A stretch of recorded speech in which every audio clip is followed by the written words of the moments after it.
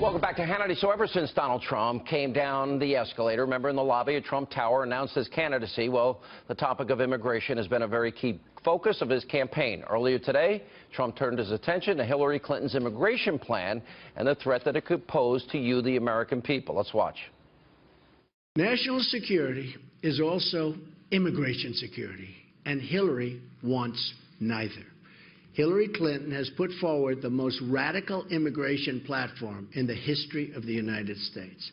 She's pledged to grant mass amnesty and in her first 100 days end virtually all immigration enforcement and thus create totally open borders for the United States. Totally open borders. And by the way, 16,500 Border Patrol agents have endorsed Donald Trump. First time in the history that they've endorsed a presidential candidate. Joining us now, the chairman of the Immigration and National Interest Subcommittee, Alabama Senator Jeff Sessions. Senator, good to see you.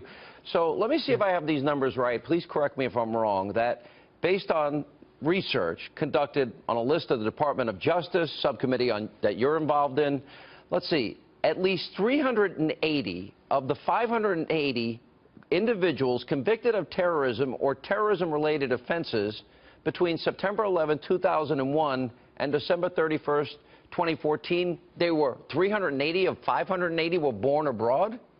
Absolutely, and it's really a lot more than that because we had to find that information from public sources, and for a large number we couldn't. I'd say it's probably pushing 75%.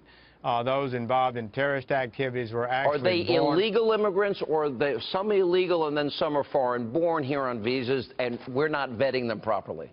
Right. They're coming mostly, I would assume, on legal visas, but they are immigrants themselves. So some are suggesting that second generation or homegrown terrorism is the biggest problem.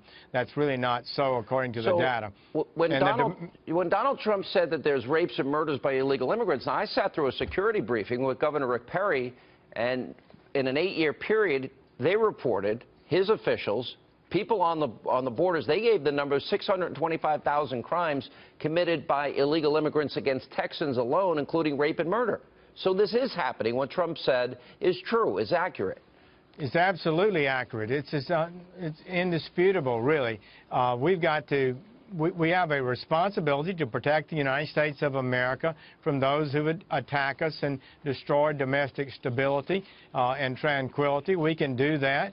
People don't have a constitutional right to demand entry. We should screen those people, those who are likely to be prosperous and flourish in America and be good citizens. We should admit before we admit those who are likely to be dangerous. Well, the group FAIR did a study, and what they found is, from the Freedom of Information Act, on their behest, that the 30,558 criminal aliens that ICE released in fiscal year 2014, of the 30,000, 13,288 additional crimes were committed by illegal immigrants that just got out of jail.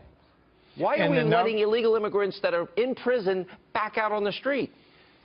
Sean, the law requires that if you're convicted of an offense in the United States, you shall be deported.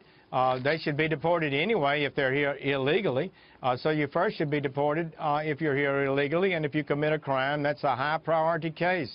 It's not happening, even that. Hillary Clinton has said, Sean, that nobody in the country illegally should be deported unless they are a terrorist or commit a violent crime. And that's just open borders, really. If Donald Trump asked you to be his vice president, what would you say? I would ask him what's wrong with him.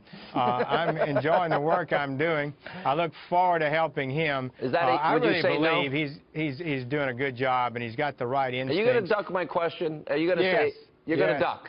So you won't give me an answer one way or the other? That's fair. Thank you, Senator, for being with us. Appreciate it.